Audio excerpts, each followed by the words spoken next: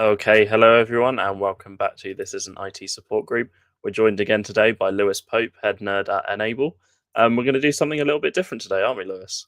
Yes, we're gonna do something a little fun, a little scary, but also skills development and knowledge. That's what we're here for, is to find out what we don't know so that we can then go and fix that thing we never knew was the thing we needed to fix. That is the wonderful world of tabletop exercises, and we're going to be going through really quickly an abridged format of one, but we're going to be giving you the tools today to actually do this exercise in full. We're going to make and operate a facilitator guide and scenario available, and then also an after action report template that you can fill out as well. But we're going to be going through all of that today, and hopefully skill development for those that have never done this before, time saving for you not having to figure out a scenario like this and put all this together. Hopefully it'll be something people can just take and use. That sounds good. So if anyone watching wants to join along, I have put up 2 PDF documents, both in the IT Support Group Discord, and they're both in the main lobby if anyone wants to go and check those out. If you've just received and you've joined via our newsletter invite, then they will also be attached, as you should have seen just below, and then you can access both this scenario and the report on there as well. So we'll go from there. Lewis, do you want to bring up your screen and then we can kind of go from there? Yep, let me grab the right screen. Cool. There we go. This one over here. So, and these are the documents that are shared out. We're going to be talking from them as we go through this exercise. So for anybody that's never done a tabletop exercise before, we're going to be pulling back a little bit of the mystique around that today of what it actually takes to do one. But also, depending on what your role is, if you are a team lead, a decision maker, you should absolutely be using this as a tool for yourself, for your own team's improvement, but also your business in total's improvement. If you are an MSP, if you're a managed services delivery manager, if you are anywhere on the sales side or the business side, this is a revenue generation opportunity for you. This is a new skill set, service, and capability that is very valuable. So don't turn your nose up to this. If you don't see a value in this, I can guarantee you there's a value for everybody in this. So today's tabletop is going to be Operation Krampusnacht. So this is a scenario that I cooked up that is based off of the cyber attacks that happened in the UK this year against M&S, Co-op, and Henderson's, I think. There's probably a few others in there. Harrods. Yeah, Harrods. Yeah, there we go. I tried very hard to use English in my spelling, so I tried to get rid of all my Z's. King's English. Yes. So I tried to do that. So you won't have to do much editing for the UK crowd here, since there is quite a few of you here.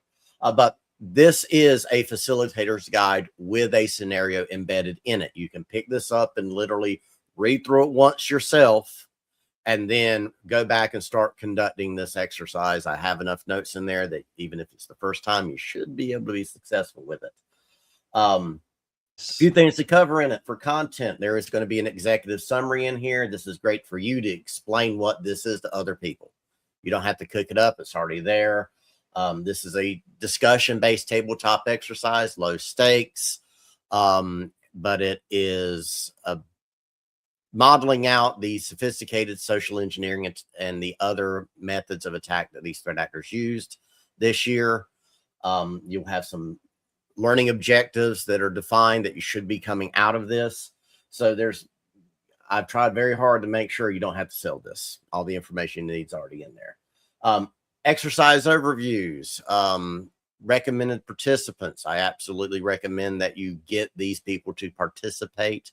Tabletop exercises do no good for the business if the decision makers of the business are not involved with it. So sure, you may run this one with just your team at first, but eventually you want this to be all of the business. And especially if you're an MSP and you're looking at this for sales and for lead generation, you're absolutely going to want to have somebody on your team that just almost this is what they do, is go out, engage with these level of C-suite board members and decision makers, do these tabletops, and get them interested in what it is you're trying to offer them. Facilitator guide, plenty of notes in here, some ground rules. You learn to manage egos in the room. If you're going to do this, you are going to have to play parent. If you're not prepared and ready to play parent, you may not be the best person to be the facilitator. But you are going to, set some ground rules with the participants, but know and understand you're going to have to manage egos in the room. You're going to have to tell somebody to politely shut up, to give other, or conversely, spend the time and the effort getting the quiet people to more participate. But soft skills are going to be very important for this as a facilitator. And then here's the scenario. Here's the background. So we're actually going to start this one now. Put on your thinking caps. As we go through this, we're going to do some injects. Feel free in the comments, in the chat, throw in what you would do about this inject. And, there's always a importance of not what you should do, what you would do based on your processes and your procedures and your standard operating procedures. What would you do in this scenario? Because a lot of time, if you're going through a scenario, it's like, oh, they're trying to get me somehow. Let me be hyper vigilant. Try to avoid that. Just say, no, this is what we normally would do. So we're dealing with the Krampus Collective.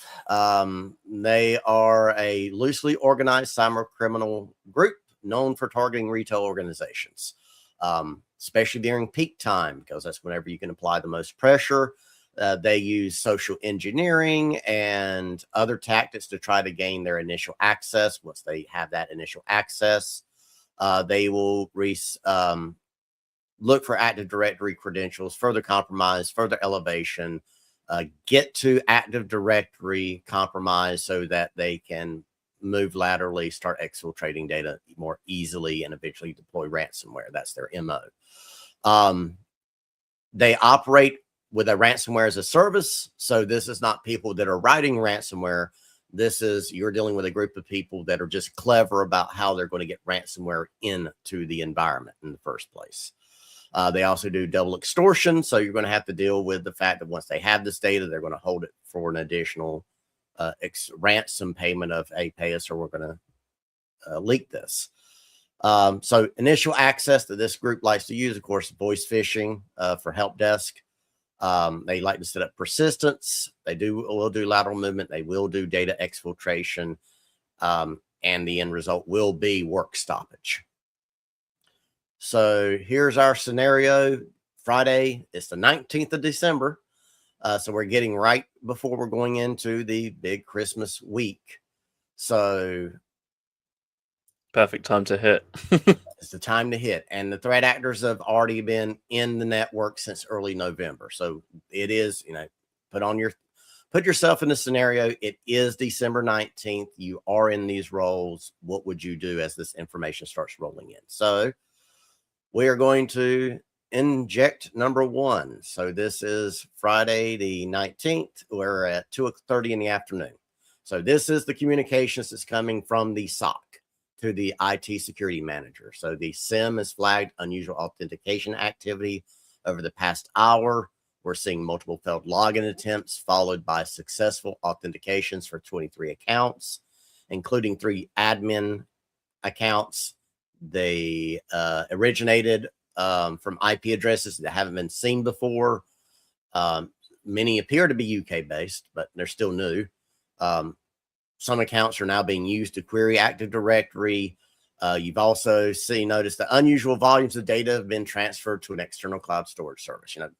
However, they magically found out all of this information. They have magically found out all this information and they are reporting it to you. Also, Tech Assist Global. This is the outsourced IT for this company.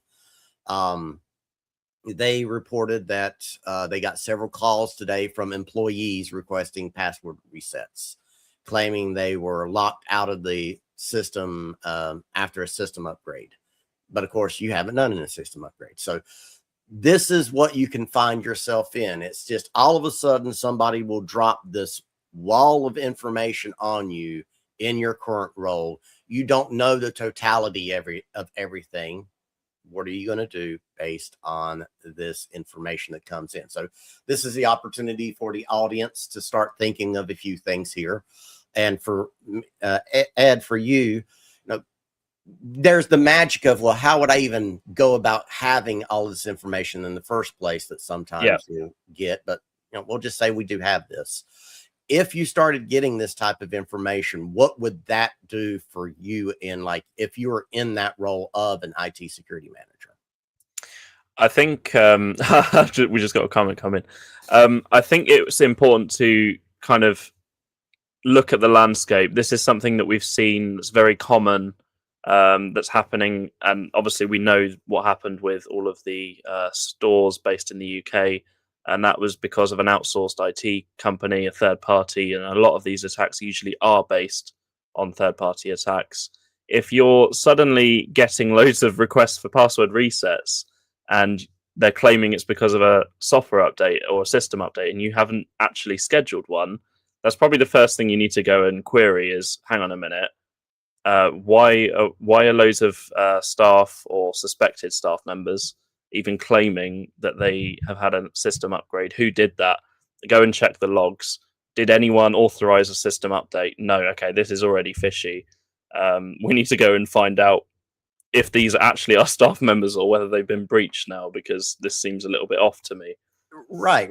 There is well, maybe somebody on the team did do some system upgrades on a line of business application, and the translation, kind of got lost in translation, that it was a line of business upgrade, not an operating system upgrade.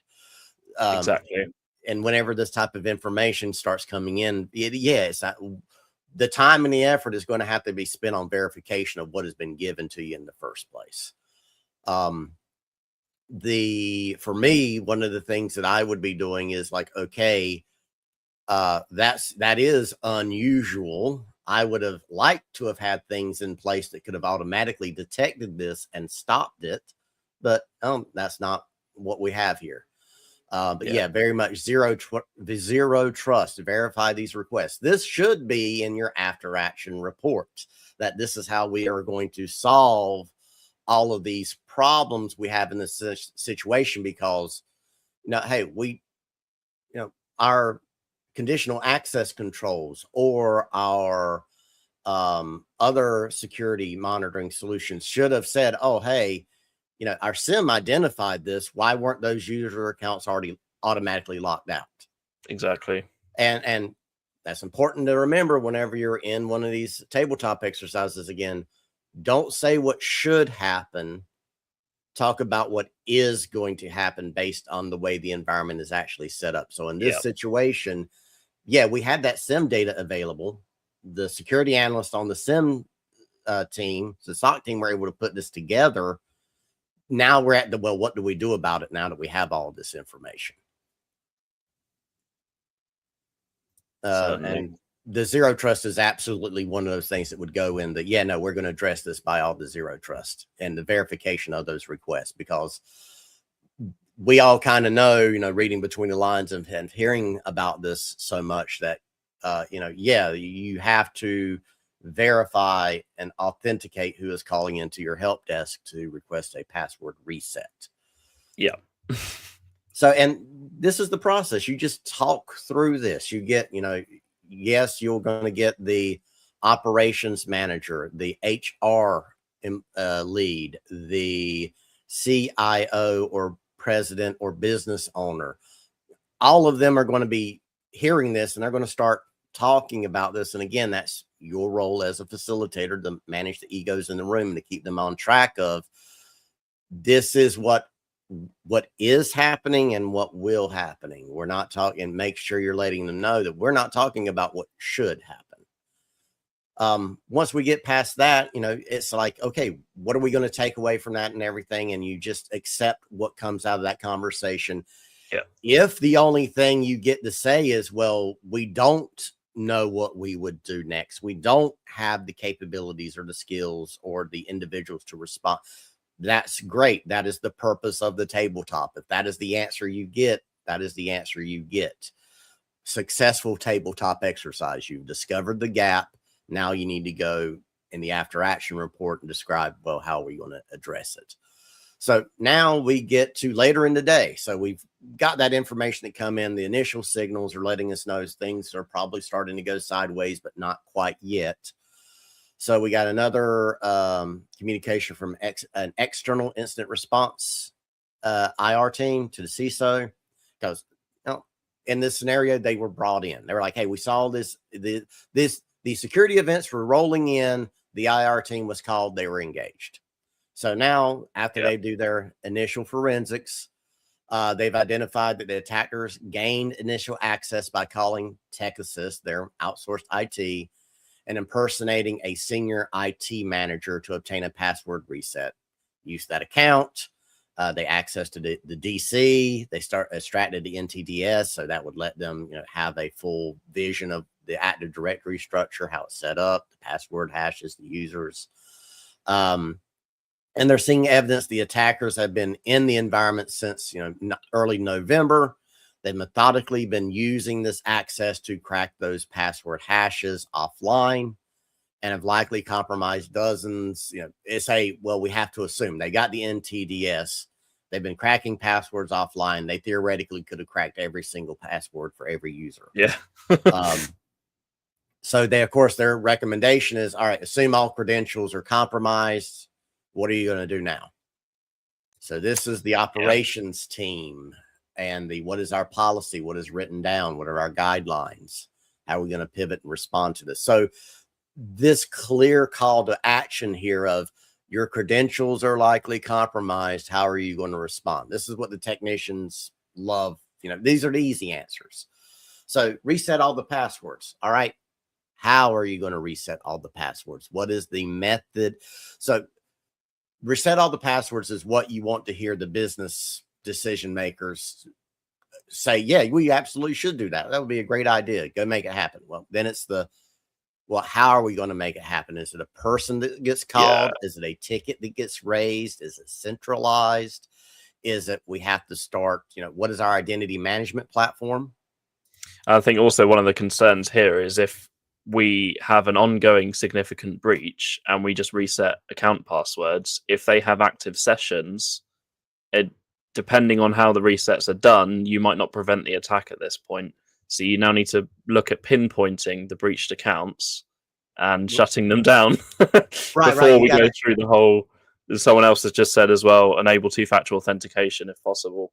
Exactly. Yeah. Force those things. It's like, those are the walls have been breached. How do we, there's the need to, block the hole, but then there's how do we get out the people that are already through the hole? Yeah. And that is, I can reset passwords. I can disable accounts. But if a user is currently logged in, how do I kick their current active sessions? And depending on federation and all other kinds of things, you may kick somebody out via Active Directory, but did that propagate out to that SaaS platform that's their line of business that has financial information in it as well? How long is it going to take for you pushing that domain lockout for it to propagate over? So can you rely on that? Or is it, well, we got to do it in Active Directory, then we have to go over to our web accounts and we have to start shutting those down. And like you said, there is the prioritization. There are the ones that we need to double check and triple check. How do we identify those? It's getting through that's the gap analysis process here on the tabletop of this is the conversation you want to have start happening so that notes are being taken to say, again, that's cool. That's what should be done. What are we going to do? What would we be able to do? What can we do in 5 minutes? What can we do in an hour? Exactly. And we're talking, what's the environment here? Are we dealing with hybrid setup where we have on-site domain controllers that might not propagate instantly and lock these accounts out, or two-factor authentication policies changing? Are we solely changing on one environment? Where is our central authentication platform? Is it going to copy over to there? Is the OAuth sessions and keys going to get killed when we do that? Or is there going to be a couple of hours of delay before, as you said, like other SaaS platforms that use our Microsoft authentication actually kick these users out and ask them to log in again? There's lots of other factors at play here because it depends. We don't know how many different platforms that we've got in use and which one of those are actually using.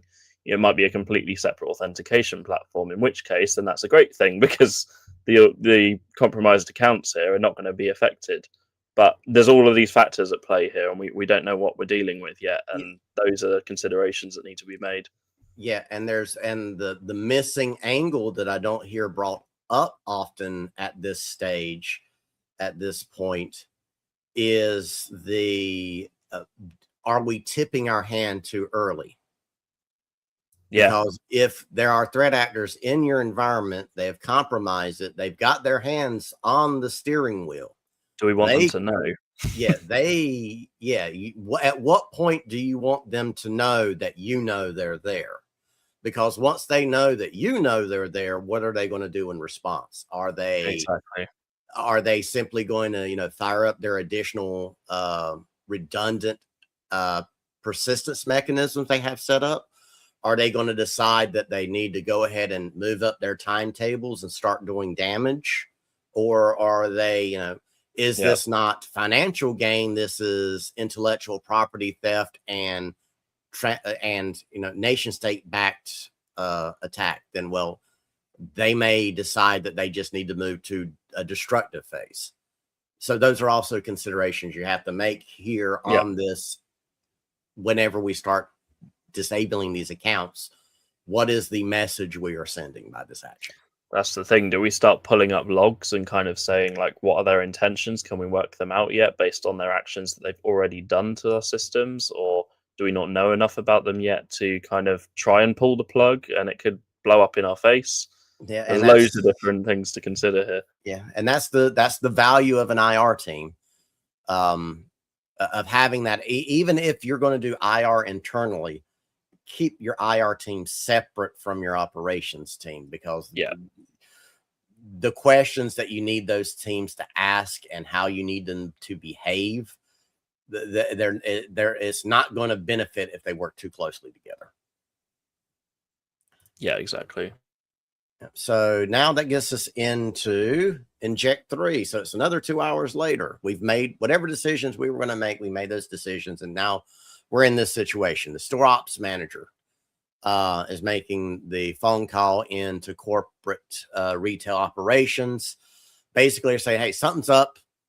The store, all the tills are down. There's files are encrypted or on the screens, and we got customers queuing up, and we've got to start. We got to start turning people away because of fire codes. We don't have so many people in the building at a time. We're not getting people out. They're sitting here patiently waiting. What do we do? So now this is the business side of the tabletop is, well, who is going to do what? This is not, as much as there's a technology problem that has to be solved here, this is more of a business problem at this point. So operations. So what would the business do? And this is where we're not kind of comfortable as the IT people, is we're having to make those business decisions, so this might feel out of your realm, but at the same time, but you got to have your input. You got to be able to get the business decision makers to tell you what their business decisions would be in this scenario, so that you can now, in a safe environment where you have the time to convince them that that's a really, really bad decision, let me talk you down from that very, very bad decision. Yeah.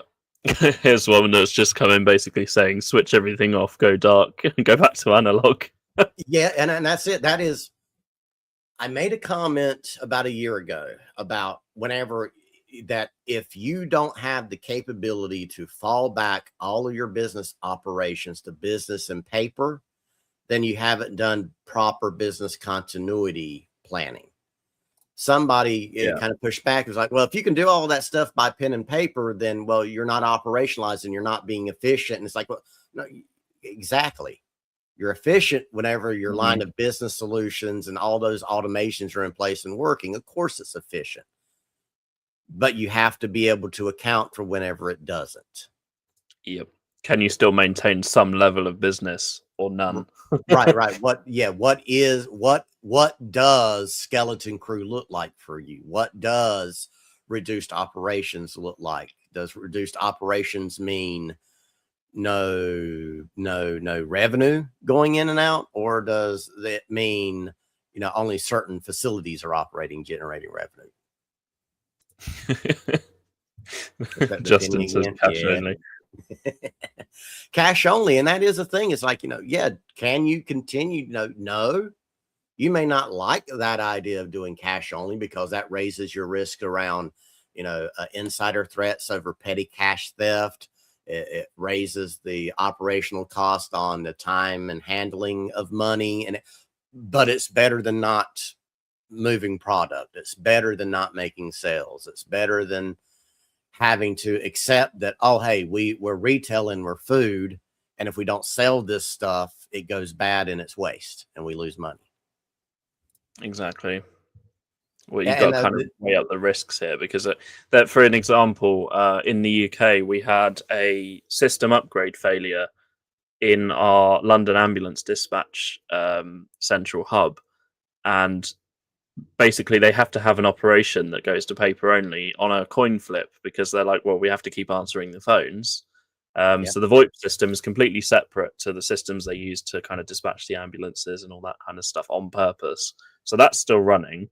And they basically have these cards they hold up. So if it's a category 1, which is like the worst emergency, like someone's having a cardiac arrest, they need to get there now, they have a runner that then goes up and down the aisles, and they're like, yeah, we've got category 1 to keep maintaining the most ill patients, to make sure they're still getting those responses and saving lives.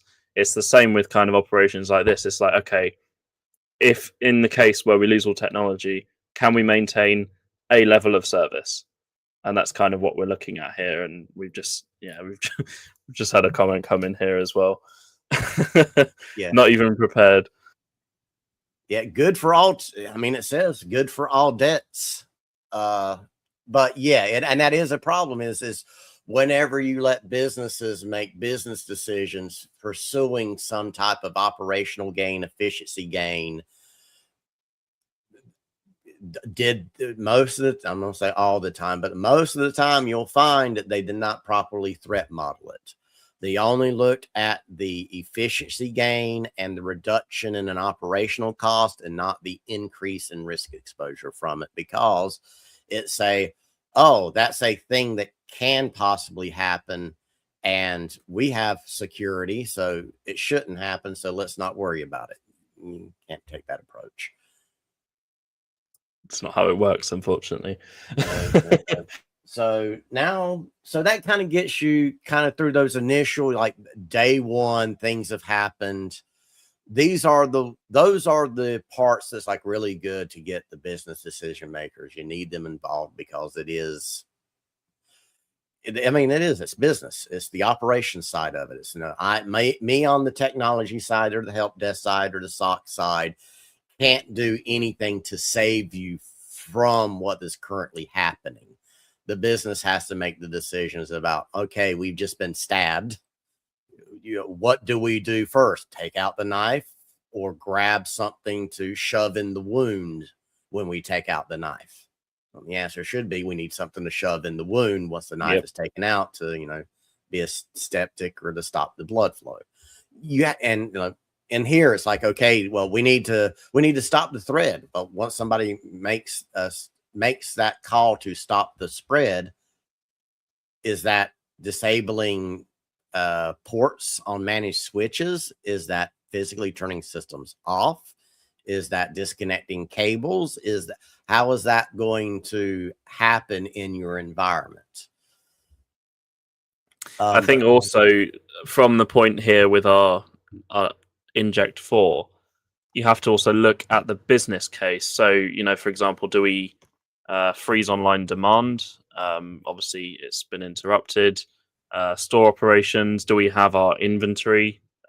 Is there any kind of printed version so we can kind of prioritize shipping out certain foods that are otherwise going to perish? Yep. Do we do Bill of sales? Do we lading. take cash? All these kind of things that have to be kind of like, in case of emergency, do this. And this is one of those things that is mostly, especially in this inject here, we need to look at our business continuity rather than, assume the systems are all completely compromised. Worst case scenario clearly is something terrible going on. Disconnect everything, turn it off.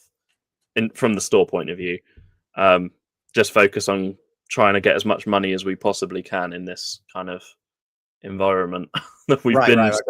Because it's the business doesn't get that lost money back. That opportunity to earn that money is gone. And in this part of the inject here, it's like, you have to start making those decisions. You're losing here in this scenario. It's $3.2 million in online sales for every 24 hours that you're going to be offline. And your stock management system's not operational. Stores are running cash only for what's on the shelves and can be purchased, but there's no visibility on that. So there's, again, paper and pencil systems of, what did we sell? How much did we sell it? All right, somebody's got to sit in the back and crunch the numbers at the end of the day. I suppose something that could be done technically that I've seen happen before is that there is an online backup system. So forget the app for now, but you can serve some form, even if it's a static web page, with an email address going like, here's our product list and our last known quantities of items available. Send an email with your information and we will pre-order those items for you, so that in the case where hopefully the system can be switched to a last known version and the attack is stopped, you can then get those. You've still got orders that you can manually process and send out in the meantime, and you've got some form of online presence rather than just nothing. Right. And that's the thing. And again, purpose of the exercise. Chances are the businesses that you work for have not thought through this. Do not. Yeah. Businesses are strange things. You would think if a business is profitable and it's functionable and it's paying people salaries, that they must be doing things right. That's not always the case. It's survival of the fittest. Fittest does not mean best. Fittest just means the ability to survive in its current environment. And we had an issue. Changes in the environment. Yeah. It's fine. But as soon as something changes in the environment, like a ransomware attack, it's no longer fit for the environment and can survive. Yeah. We had an issue quite recently. I think it was only a month or so ago with Azure Front Door, where the system went down and those customers that actually had high availability websites set up completely lost them because they didn't actually have any kind of like redirection set up with Azure Front Door. So the fact that Azure was down meant that their entire presence was gone as well. And they had to publish an article as if to say, guys, if you've got high ability websites, do not just direct them straight to Azure Front Door. You need another form of like almost like a BGP setup for web where you have to redirect it. Oh no, your content delivery network, your WAF services that you should have in front of it, those should be there to handle that so they can redirect. And if something happens to them, so you can go to the registrar, change the information with the registrar, and direct all the global traffic to the new place you needed to go. Exactly. And that's very much here in this one. In this particular inject, it is this is one of those of the business pressure has been maximized at this point almost, because in this, we're saying 72, we got like a 72-hour window of basically at this point, the stock we have can no longer be sold, and that's all lost revenue. And like you were saying earlier, it's like, in this moment, you can't solve that. The solve for this was earlier by having batch processing, printing of the deliveries for the next, all scheduled deliveries as they're scheduled should be getting batch printed and collated somewhere as that physical hard copy. Is that Exactly, yeah. a waste of paper? Some people would say, but at the same time, it's if this happens, that you're going to need that to fall back on. Yeah. Let's see, we got, we'll get this last, where's another good inject? So we're going to skip a few ahead. We've got this one for, all right, data protection officer out to the crisis management team. So this is where it's like, okay, we've reviewed the obligations under GDPR and others, and what we know about the data exfiltration. You're now legally required to notify commissioner's office in 72 hours. Yep. You're also obligated. Know. Yeah. You're also obligated to notify individuals without undue delay. Well, what in the world is undue delay? Do we have that term written down and defined anywhere? And you got 12 million potential customers that are impacted. It's just that this cascading of obligations, again, if you're on the IT side, don't assume your business has thought through this and understands this and knows this yet. These are the conversations that usually don't happen for businesses until they have somebody in a CISO position of some sort. Yeah, I mean, I suppose the best thing to do in this scenario would be, our best practice conclusion here, I suppose, would be, notify as soon as possible. Initial notification should always include something like what we know at the moment, what we don't know yet, even if you don't completely understand what's going on, what the attackers have got access to, what data has been stolen, what systems are still compromised or completely inaccessible. Just what we don't know is also important to list just as much as what we do know. And then obviously what we're doing to actually investigate and contain the attack so far. I think those are kind of the main things that you need to include in that notification. People want to know, even if you don't know all the answers yet, it's best to just get that notification out there. Right. It is, but at the same time that it's better to get that communication out there. And, I think whenever Co-op and their public communications were very well done during theirs. Yeah. This is where the lawyers are involved and where legal and the PR teams should be a part of this as well. And if and this is one of those, the questions that should be getting asked is who approves the messaging? Is this messaging already created? Then who holds it? I think it's important to have that kind of clear communication. Just give it. Obviously, there's a good balance to be had between getting a notification out as soon as possible, but also as accurate as possible. And if you need to slightly delay so that you can have that information from all the teams that are involved and actually collate and approve those notifications, the best thing to do is make sure that they're going out regularly, they're accurate, they're not misleading. Because after the fact, it's going to look, you're going to look back at those and say, did we notify people in the best, with what we had in the best way possible? And obviously, as we were just saying, that's something that Co-op were considerably quite good at. Yeah. And it's one of those for smaller MSPs. This is where it's like a smaller MSP usually does not appreciate whenever they're told, go ask your lawyer, go talk to your lawyer, because it's like, I ain't got the money for a lawyer. What are you talking about?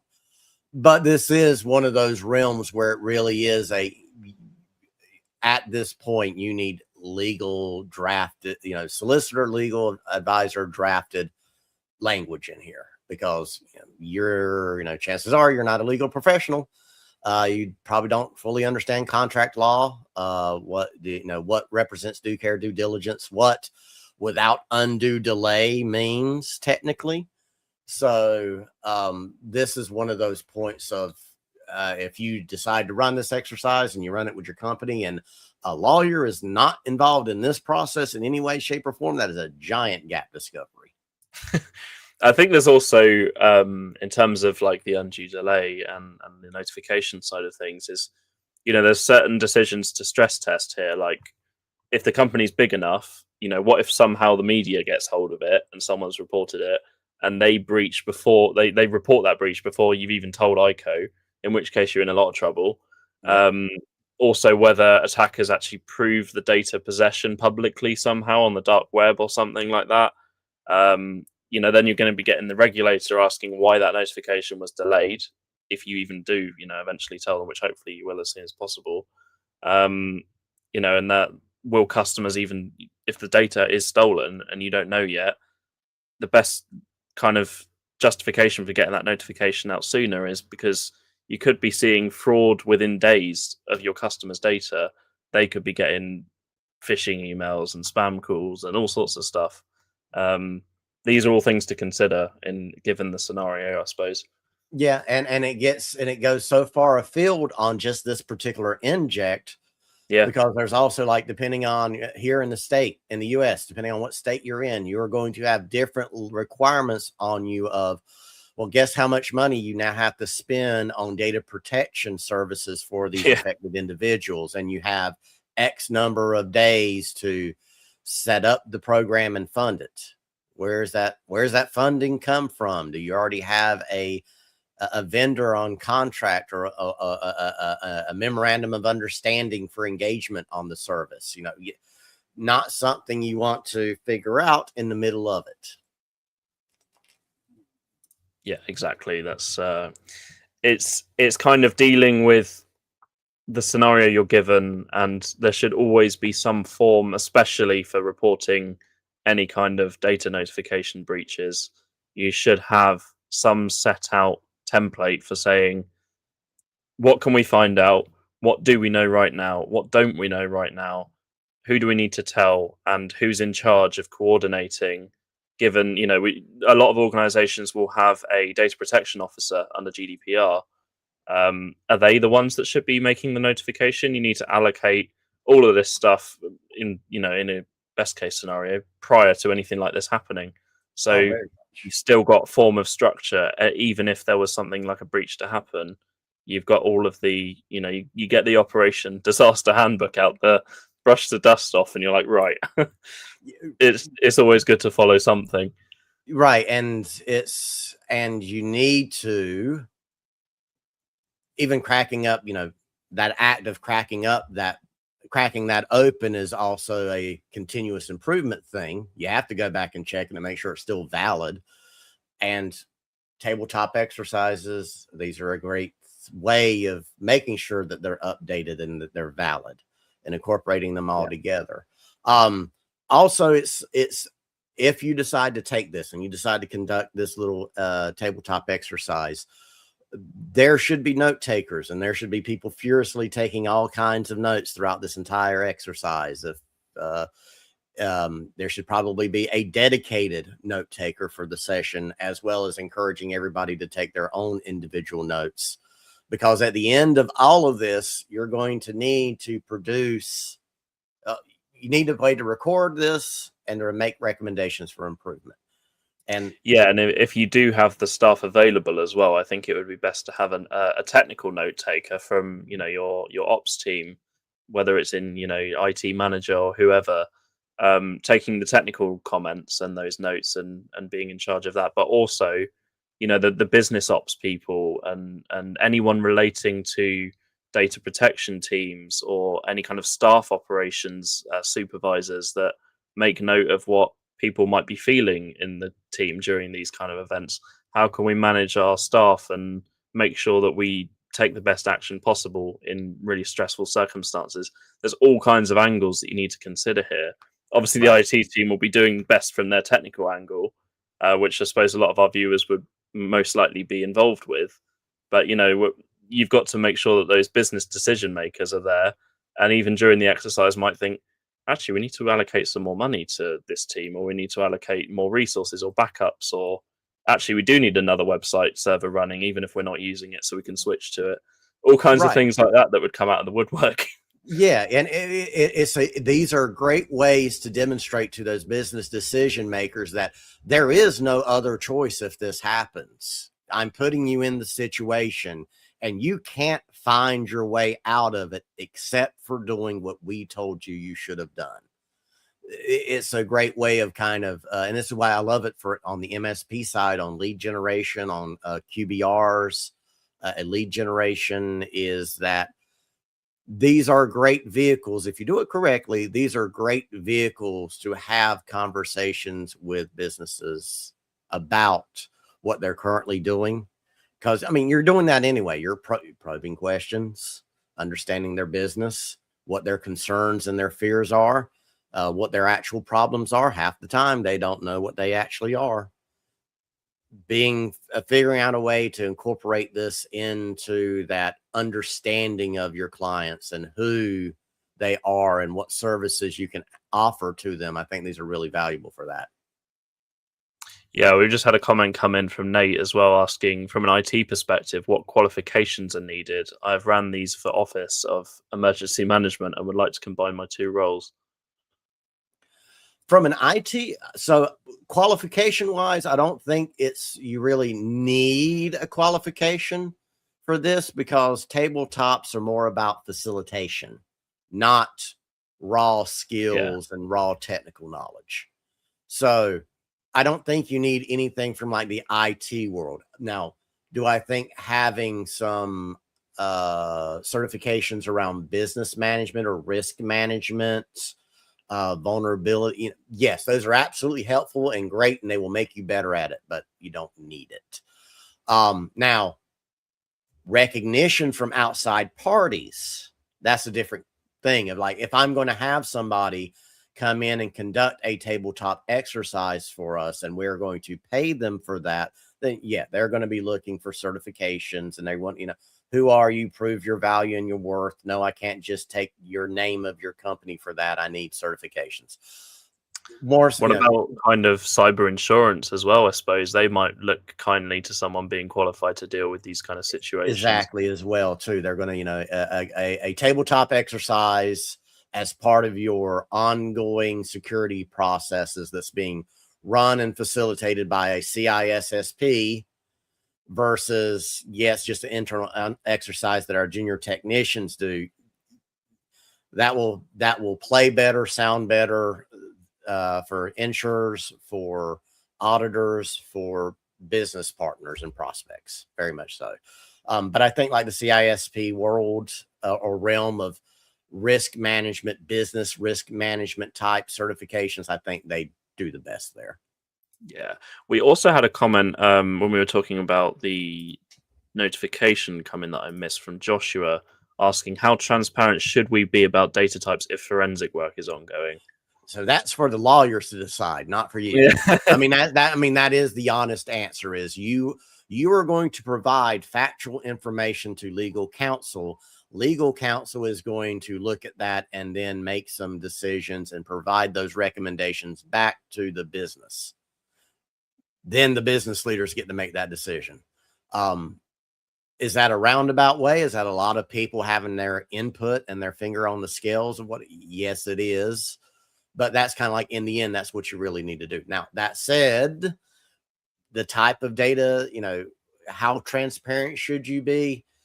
Usually it stops at number of affected records is usually where it stops in the initial communications. It's an incident happened, and a suspected number of records or data points were affected by this investigation ongoing. That's usually like where it needs to stop. Cool. Great answer. Then here in the last few minutes, here's the second document, the after action report. This is the deliverable. This is what you're going to charge if you're on the MSP side or business consultancy, IT consultant, whatever you're there. If you figure out how to do this as a service that's going to be sold, this is what you're delivering in the end. And this is, depending on how you do it, this is $3,000 value, $5,000 value, $20,000 value. It's the markets. Who are you selling to? How much information are you putting in this? Are you doing a 2-hour exercise, or are you doing a 2-day, 16-hour tabletop crisis simulation that involves, the fire marshal, local constable, and everybody else too? There is a range on this. But this is what you're going to have as your final report. And this is a template, so you can grab this and start using it. It's using it yourself if you want to. But it's, you're going to have the executive summary on it. You're going to elevate your key findings and your critical recommendations. And you, as the person preparing this report, are going to be highly reliant on those notes that were being taken in the session. So the individual notes that people were taking, you're going to want to give them the paper and the forms and the instructions on these are the notes I want you taking in your role. HR, should be involved in this. And like you were saying earlier, reading the room and the sentiment and the stress levels in the room. Yeah. That's what they should be focused on, because they, if people are getting hurt feelings and throwing tantrums during the tabletop, what's going to happen in the real thing? Exactly. Yeah. And the whole purpose of this is you want your teams responding with urgency and diligence, not with panic. So yeah, all of those notes need to be taken, because that's going to power this. Because one of your key findings may be that team is not prepared for this level of event. Additional training and coaching is needed, and we need a outside counselor mental health advice being given on this, of how we're going to better prepare our teams for this, because they completely fell apart during the tabletop. Yeah. Making those critical recommendations. So if you're an MSP, those critical recommendations are tying directly into what you're selling. If you're internal, those critical recommendations are there to directly address what the biggest headaches and heartburn and nightmare generating scenario items are. How do we get rid of those for us? You'll get the overview. You'll be able to break this down into a scenario summary, so all the stakeholders can read it and understand it at an executive summary type level. You'll give them what you actually tested out during it. What were we testing for business capabilities? We just had a comment come in saying, what if the tabletop notes get read by attackers and they know how you'll react? Yep, that is. So that is in under, and this is some of the additional. So there's an appendix B in here. And one of the things for the appendix B is, hey, this is what you're going to be sending to the participants. And one of the things down there is this exercise scenario is confidential. Please do not share details of the exercise externally. It's an administrative control. We have to rely on people to do what they're told. But that's also why this is distributed. Let me come up here to the top.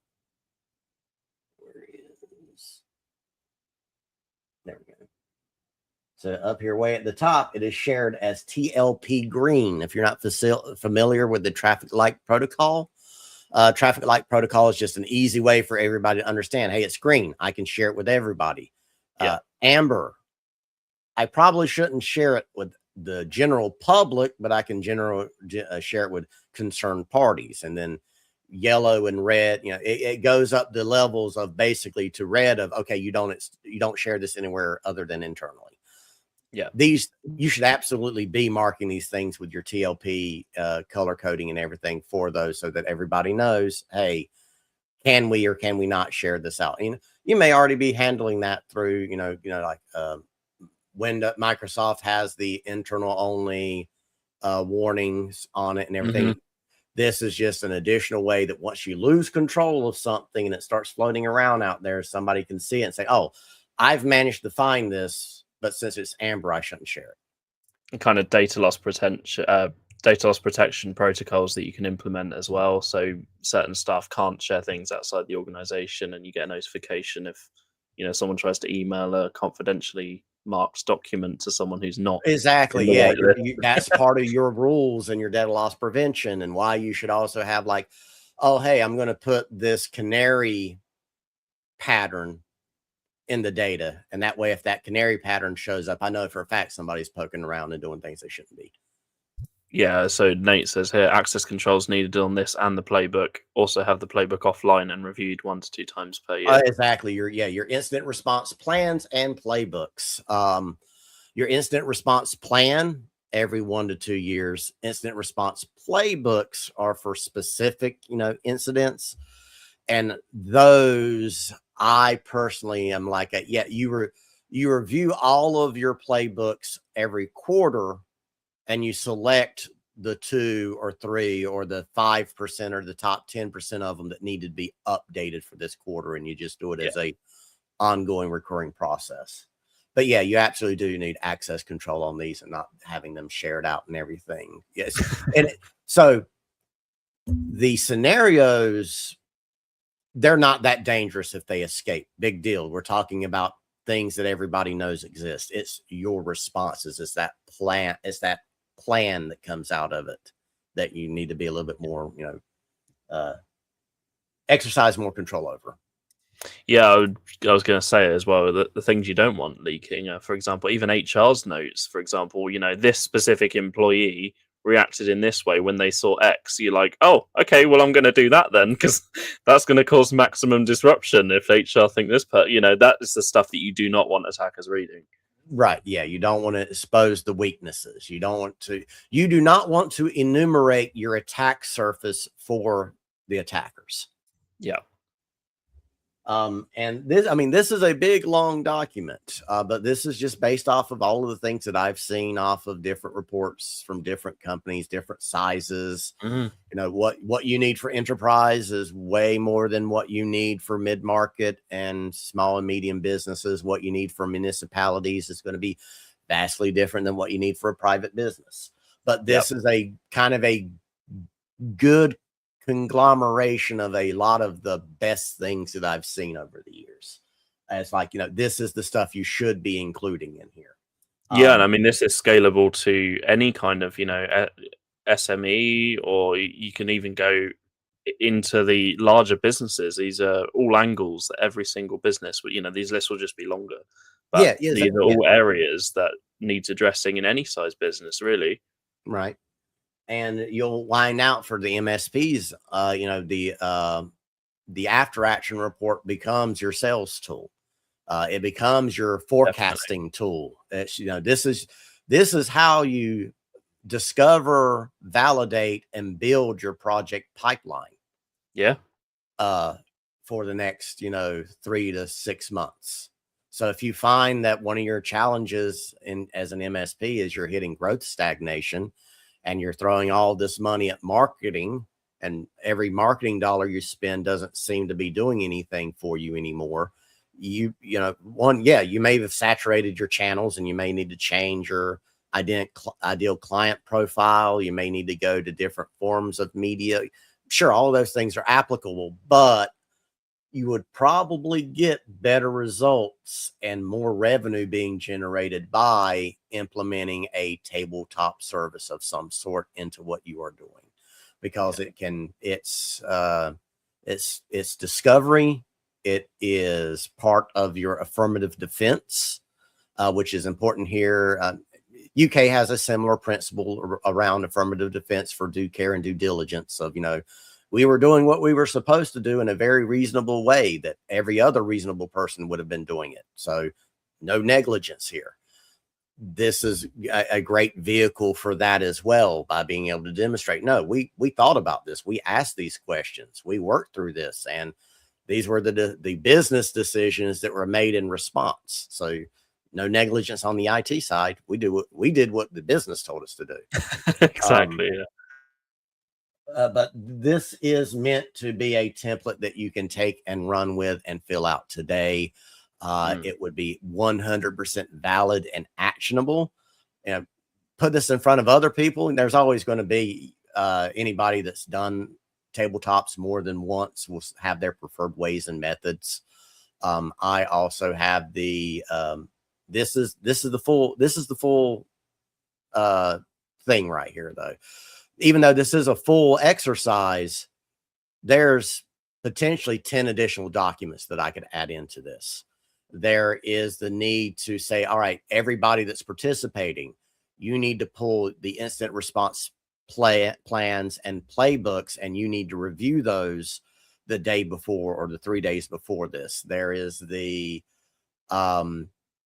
there's so much more you can put into this, or you can take the exact opposite approach where I do with the cybersecurity, the cyber resiliency adventures that I put together, which are the boardroom 1 hour tabletop exercises that are much more gamified and much easier to follow and understand. And it's just a simple PowerPoint presentation. And I'm not expecting anybody in the room to be an expert and tell me what they're going to do. I'm coaching them through it in the simulation versus this is, you're flipping it on your head.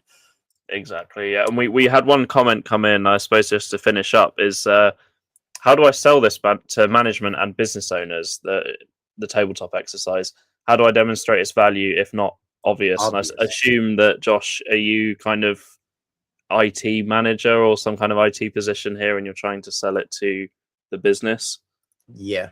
And that is a IT manager. Yeah. No, this is almost one of those things of, depending on how resistant your, the people above you are, how much can you swing your weight around? If you can swing your weight around, you just tell them, we are doing this. This is a part of, go grab the best, go grab NIST 853, go grab, or 60, go grab, anything from Australian Essential 8, ISO 27001, from SMB 1001, from pick the thing that carries the most weight with the people you're having to deal with and find where that says, hey, we can't do this part without doing a tabletop, because we're not going to answer these questions. We're not going to have our threat profile unless we ask these styles of questions, and a tabletop is the best way for us to do this. And how much money they can save in the in the scenario of a real attack actually happening, I suppose, is another way to sell it. Right, is you pick it up and you cook the worst case scenario that is 100% possible, and you have no way of stopping because of the business decisions that have been made on budgets and what is and is not going to be done. You probably know what the nightmare scenario is. You know exactly where to hit them, where it hurts the most. Hit them where it hurts the most in that scenario. And it's not FUD. It is FUD, but it's not FUD. If they are fearful, if they are afraid, if they feel very uncomfortable about what you're telling them, as long as what you're telling them is the truth, that's a problem for them to have to reconcile and deal with and make the business decisions around, not you as the IT. It's always unfortunately, as the IT individual, you are a with certain businesses, you are the insurance policy. You are the one that will be tossed under the bus. It will be your problem. You will be the scapegoat.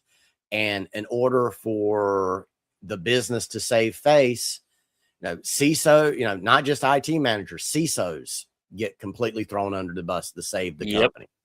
So you have to kind of, draw that line in the sand of, I can be assigned these responsibilities. I cannot be accountable for these things, though. Therefore, I need you to understand what you are accountable for. And whenever you make these business decisions that I have to implement, I'm still responsible for doing it, but you're accountable in the end, and making sure that they understand that. Especially if you're UK based and you're publicly traded, or you're of certain sizes, the NIS2 directives, go grab the NIS2 directive language that says you can't serve on a board for a company in the UK if negligence is demonstrated. Exactly. Just put it in their face. And guess what? Not threatening, but threatening, hey, I'm threatening your whole career and how you make money and what you're comfortable doing, because you're making negligent business decisions that can come back and bite you in the tail. Brilliant stuff. Yeah. So, Lewis, is there anything you wanted to wrap up on? Make sure you grab a copy of these. Even if you don't think you're going to do these, just read through them and understand the questions and the principles in it.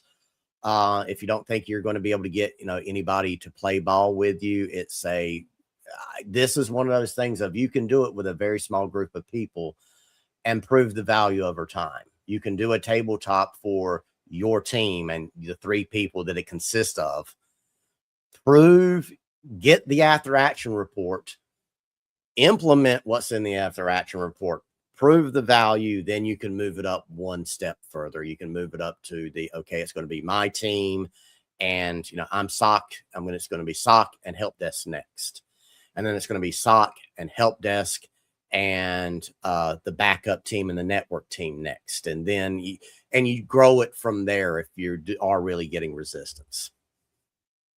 Brilliant stuff. Well, if anyone wants to talk to you, Lewis, a bit more about what we've spoken about today, or anything cybersecurity or MSP related, how can they get in touch with you and learn a little bit more? Yep. Feel free to find me out on LinkedIn at The Security Pope. You can also find me, The Security Pope, out on Twitch occasionally doing live stuff. You can always reach me directly at lewis.pope@n-able.com. If anybody's got any really pressing questions on this or situational questions, of course, you're not going to want to share in public, feel free or reach out to me through email. I'll keep it all confidential. And if you want different versions of these or different scenarios, keep an eye out on what I'm producing, because there will be more of this coming out. It's not, and in various shapes and forms. Brilliant stuff. Well, Lewis, as always, thank you for joining us, and we'll catch you all next time. See you later.